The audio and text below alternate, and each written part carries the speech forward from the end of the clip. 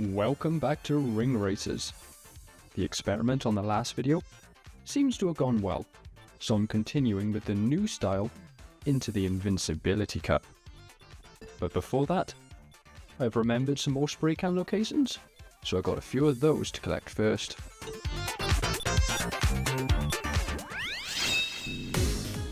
First up was Storm Rig from back in the Sneaker Cup. I remembered seeing a toggle out on one of the skyscrapers during my initial run of the course in Grand Prix, so I put two and two together and set out with some Gatsa bombs.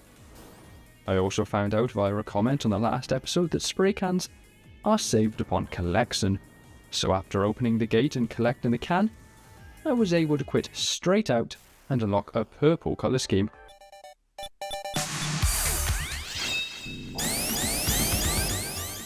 As I mentioned in the last episode, I saw the spray can in Mirage Saloon on top of this water path, which I had repeatedly failed to drive on during the Barrier Cup. As it turns out, it's not actually that difficult to ride on. Collect some speed sneakers, and you should be golden.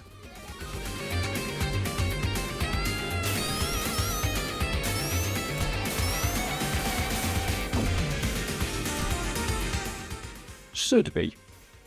I had also brought some bubble seals into the match race to see whether they were needed to ride the path, but as it requires you to keep up your high speed, they just ended up bloating the item roulette and forcing me to repeat the track a few more times than was really necessary.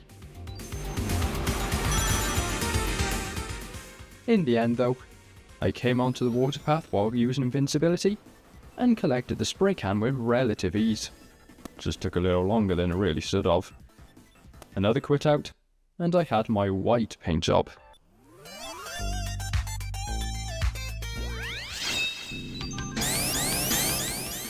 Finally, it was back into the Spring Cup to collect the easiest spray can of the lot in Popcorn Workshop. You don't need to use any items or do some fancy driving for this one.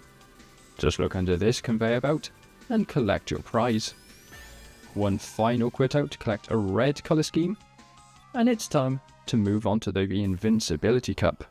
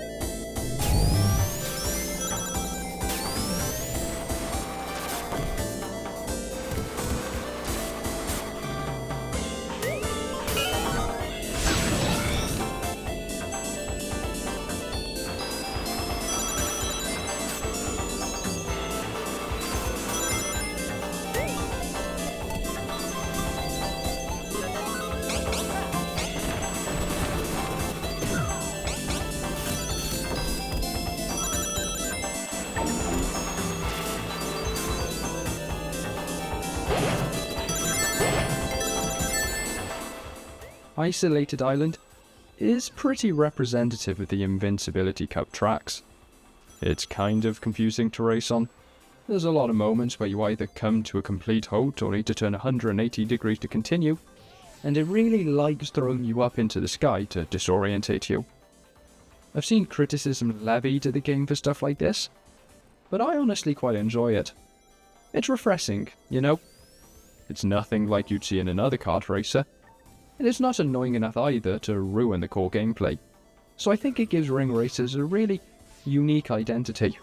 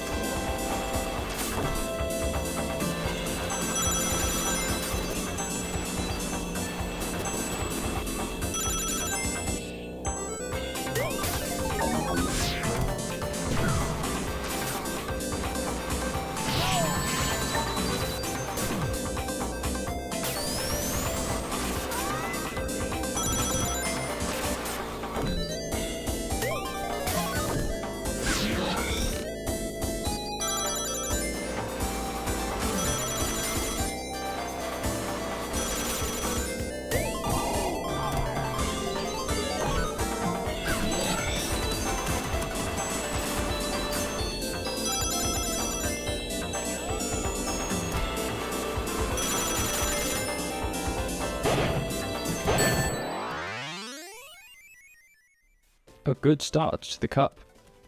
Maybe it's not quite as exhilarating as the last second overtakes that characterised my time in the Barrier Cup, but I think there's still this pleasure in having a dominant lead by the end of lap 3, and hey, I need to enjoy that while it lasts.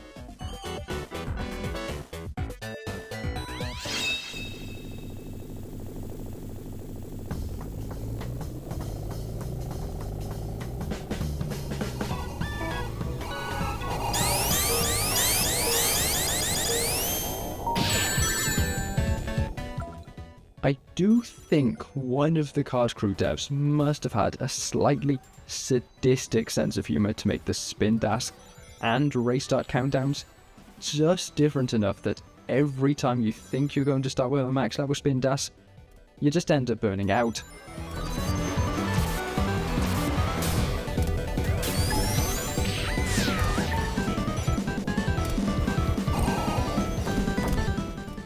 I don't think I've ever seen a clearer nominee for the introductory spray can collectathon for the next episode than that one right there. It'll probably be a cinch to grab when you're not trying to win a race at the same time.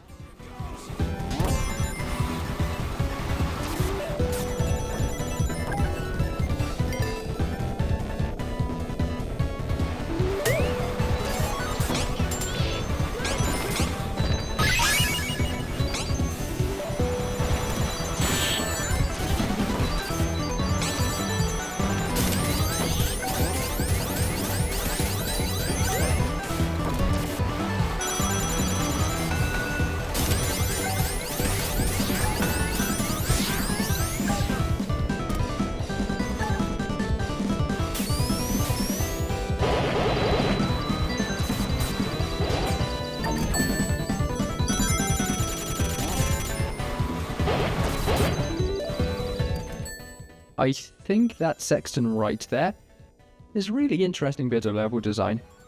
You have a steep hill you're supposed to drop to the bottom of and use the springs at the base to get the speed necessary to climb it.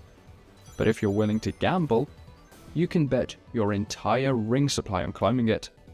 Misjudge the situation and you've lost a lot of time. But get it right?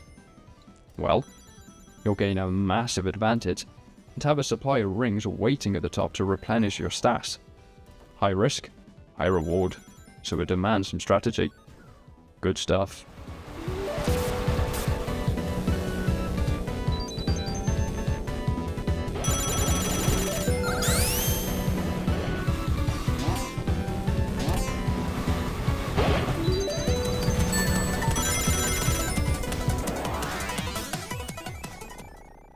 I heard that sound effect and thought my first place was doomed at the last second. It's a miracle I managed to scrape ahead, although at this point, I'm pretty much convinced that this ring bonus has no effect at all on your rank.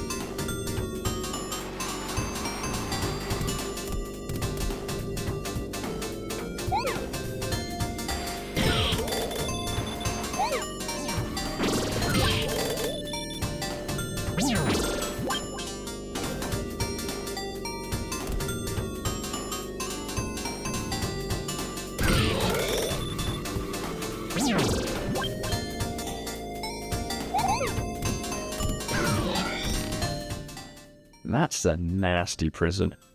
Just far enough from the ledge you can't roll a Gatsa bomb into it, but also low enough that lobbing one requires a fairly precise throw. Precision wits? You should have gathered. I do not possess.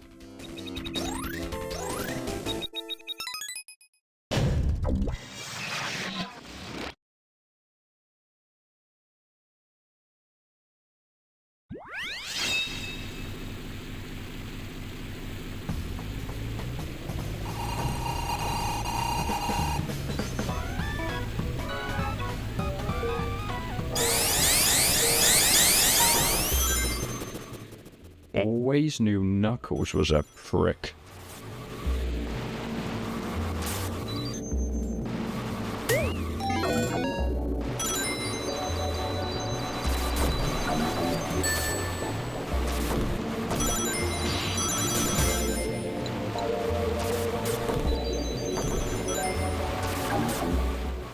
See?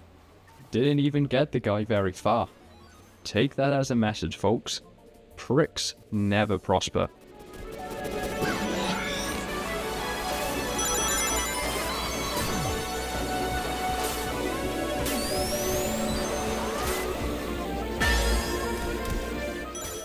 I like to imagine that on some courses, card crew just couldn't be asked to put any effort into hiding their spray cans.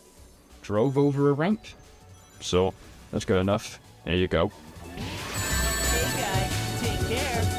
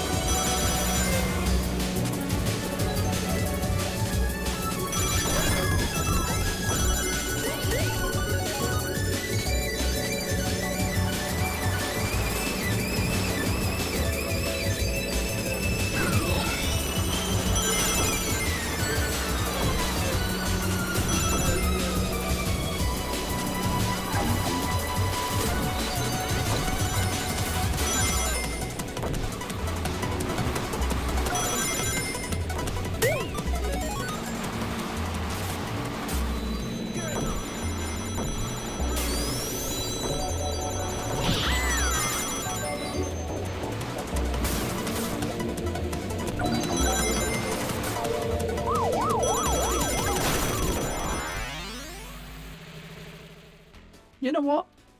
I'll take that. I was on the opposite end of that situation in a previous race. Sucks to be that guy. But it's a pretty funny way to jump forward a few places with zero effort on your behalf.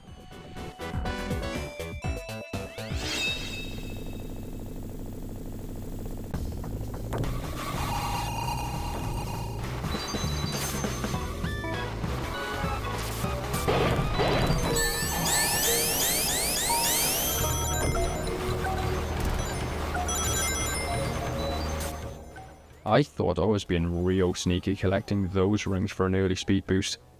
So it then begs the question of why they're even there if you can just fill yourself up with this massive group of them right after the start line.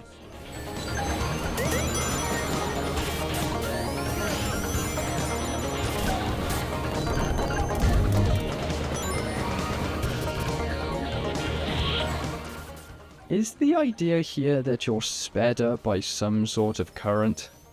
You move about 20% faster than usual underneath the water, but there's not really any visual indicator that will clue you in on why that actually is.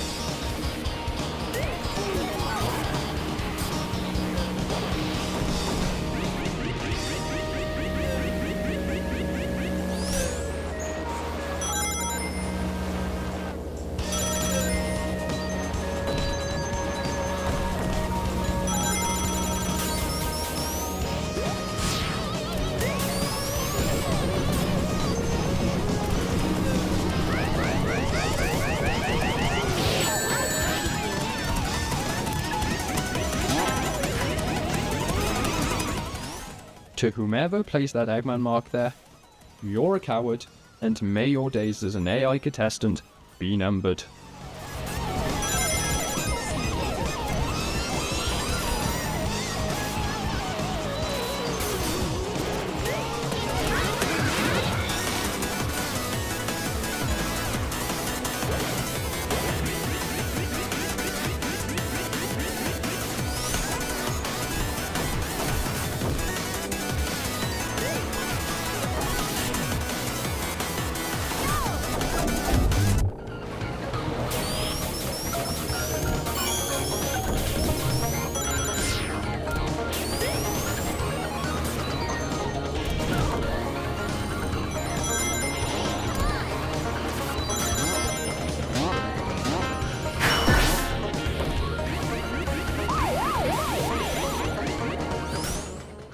Don't laugh.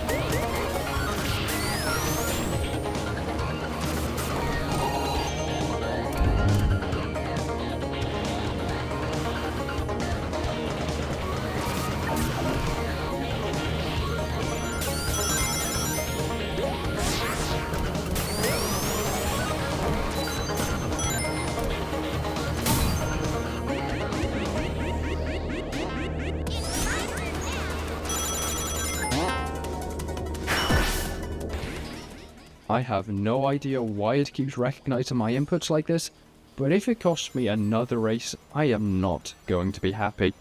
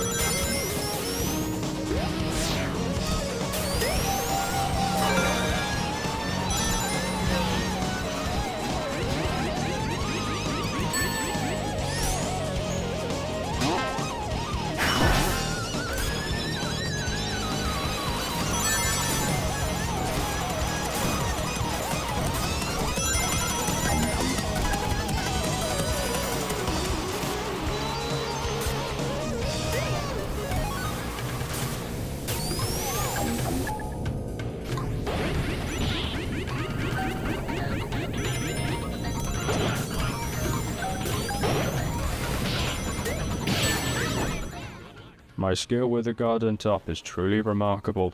Best item in the game. I love this thing and feels that its flaws are adequately compensated by the advantage it gives you.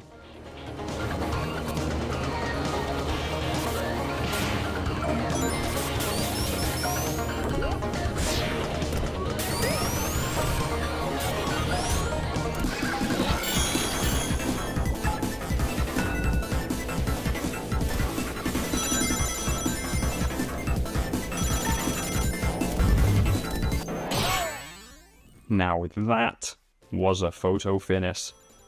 I'll be honest, not trusting that first place until I see times, as I had this exact thing happen in SRB2 kart before, just for it to give me that second.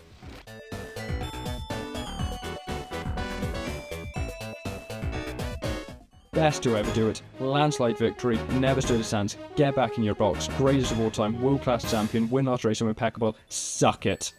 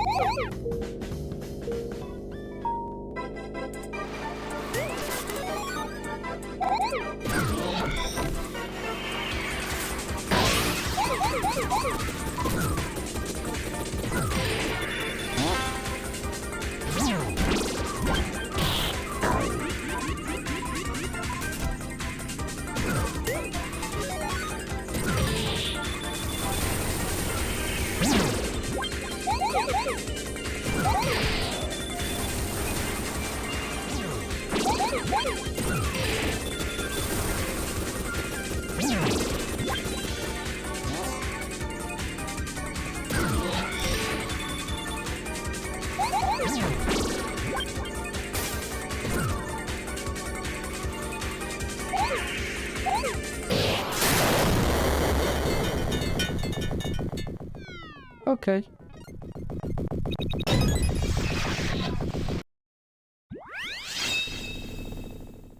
If you thought Isolated Island was a weird course, you have seen nothing yet.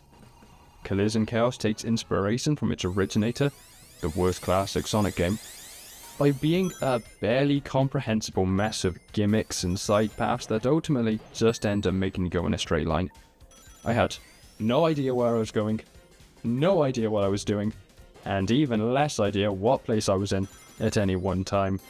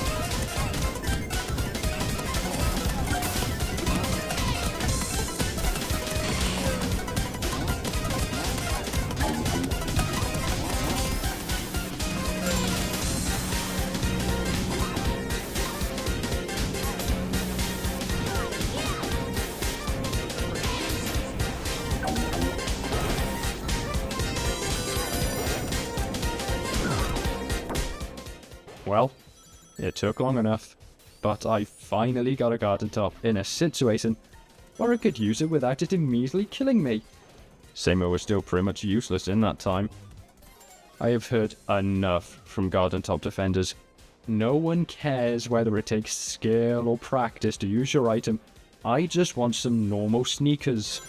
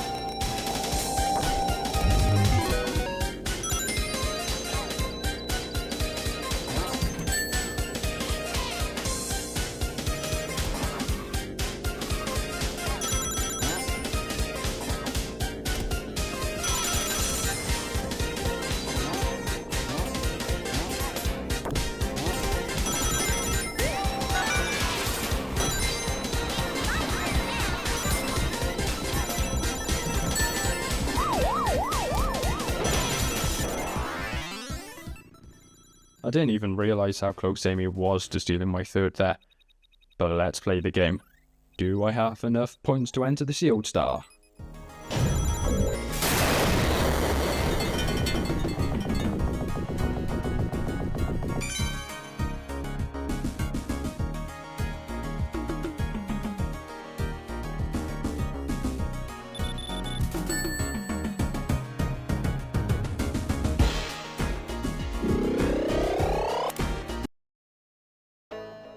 No, I did not. I thought that went better than the previous intense difficulty cups, including the one where I actually did get into the Shield Star, but it appears ring racers disagreed.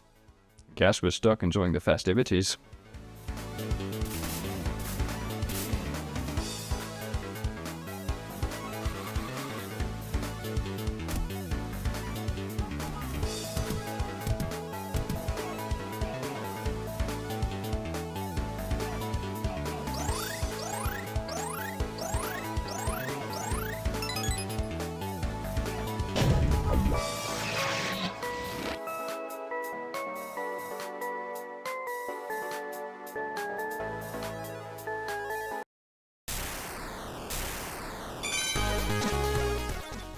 Orange is a nice colour, I guess. It's not really the right shade to replace the yellow for more accurate Aquaman colours, but I'm working under the pretense that eventually I'll be unlocking a proper gold colour to assign to the companion. I don't have much more to add on to that. Next episode is going to be the Emerald Cup. But until then, I hope you enjoyed the video, and ciao.